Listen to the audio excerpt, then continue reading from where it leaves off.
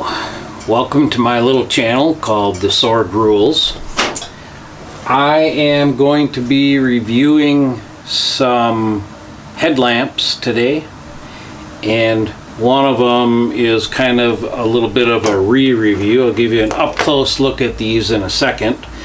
If you remember, about a year ago, I'm going to start this up here.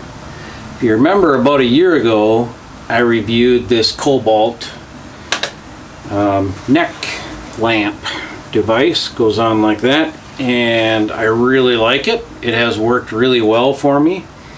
And for Christmas, I received a Milwaukee.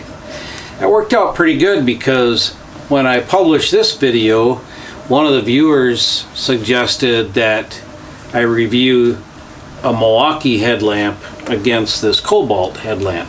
So that's what we're going to do today. And as a bonus, I have I don't know what it is. It's off of Amazon, just a cheap LED headlamp. So now I'm going to give you an up-close look at the three headlamps, and then we'll do a comparison of kind of looking into the shadows over here when I do my bench work. Alright, let's take a close-up look at these three lights. Of course, this is the Kobalt neck lamp that I reviewed. Like I said, I've been very happy with these. These have worked really well for me. They work good by way of aiming them. I can turn one on if I want to, or I can turn both of them on. I can also go to recharge them with a double recharging setup that they sent along. The nice thing is that they are rechargeable, so that's a plus on these also. I have not found a negative yet with these yet, and I've been using them for about a year now, so those are really good. This is a Milwaukee headlamp that I got for Christmas. Like I said, you can we can tilt it a little bit if you need it to head down into your work a little bit. It has a nice comfortable strap on it that is easy to adjust, and it has three different modes. I'll turn this on here. Hopefully it doesn't mess up the camera. Right now it's in flood mode, and I can change it to low flood mode and very low flood mode. Then the other light is a spotlight, and then there is a mode with all two of the lights together, and they are both in high, and you just cycle through the various modes just by continually pressing that button. The only negative that I've found out with these so far, like I said, they're comfortable. It sheds a lot of light on what I'm working on. These are not rechargeable batteries in here, so I have to replace them. They are AAA batteries, and they have to be replaced when they go down. This headlamp is more made for, I think, like bicycle riding, because oops, that's the wrong one. Let me turn that off. It has, when you have it on your head, it has a rear-facing red light, and then a high and a low and a flashing, which of course we've all seen bicycle riders wearing.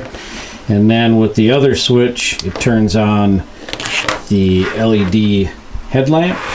It is pretty bright, pretty impressed with that. And then there is of course a medium and a flashing, I should say a high, a low, and a flashing for this unit also. So next one I'm going to do is I'm going to put all three of these on.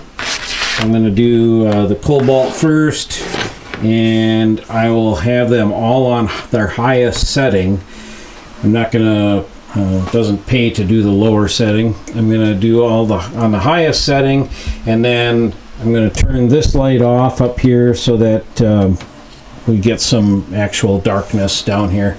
But then I'm gonna do some underneath the wheel wells and chassis viewing here with the headlamps on, so that you can see the difference between them as I switch them out. So let's go ahead and get set up for that. All right, so this is what we're looking at with no auxiliary light on. This is just the lights on, the ceiling lights on in my workshop.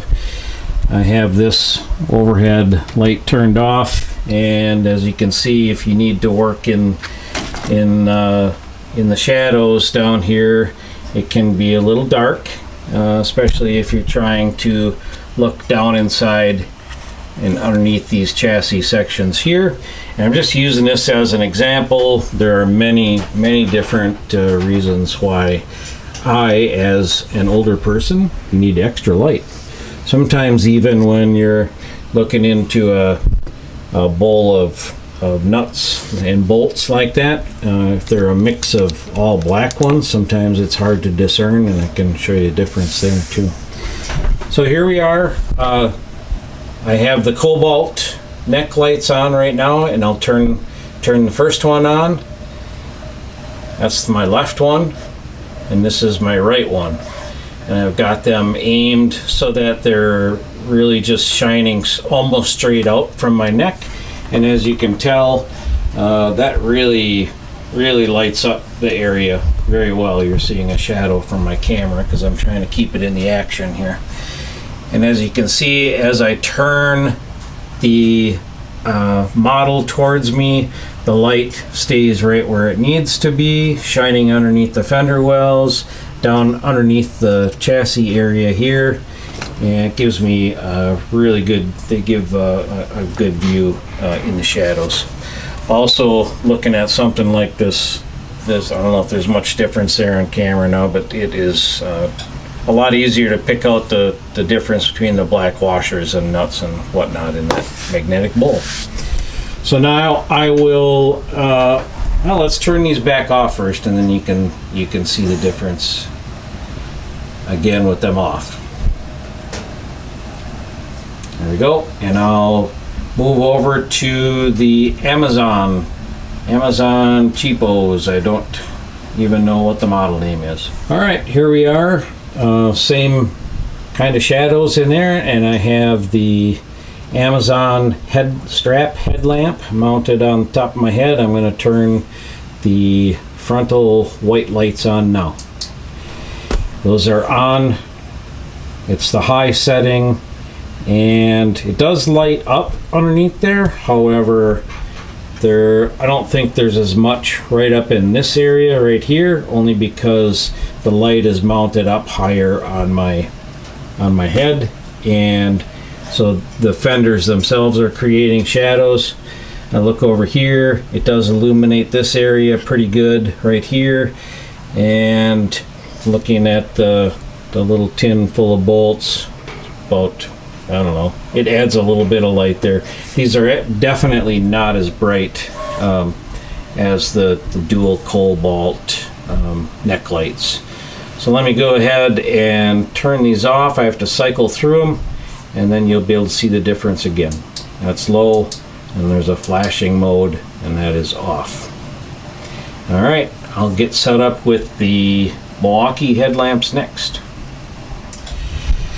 Okay, I've got the Milwaukee headlamp strapped on around my forehead, and now I will turn the power on.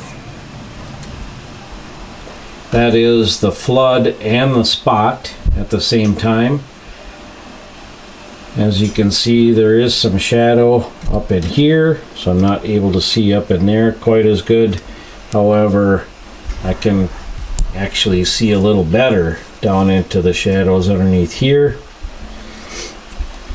And if I tilt the model back a little bit, I really get a good view in there. I would say for sure that this is a brighter headlamp than the Kobalt, albeit harder to get the light where I need it based on my situation working in the workshop. I'll go ahead and turn these off so that you can see the difference. Okay, well, there you have it. We've taken a look at the differences between these three headlamps. This Kobalt set is working as good as ever. The Amazon head strap unit is definitely out of the running as far as performance. This is something that maybe I would keep in my car or truck, and I actually have two of those, so I'll put one in each one of my cars, and if I happen to have a little trouble under the hood or a flat tire, I think that would be a great help.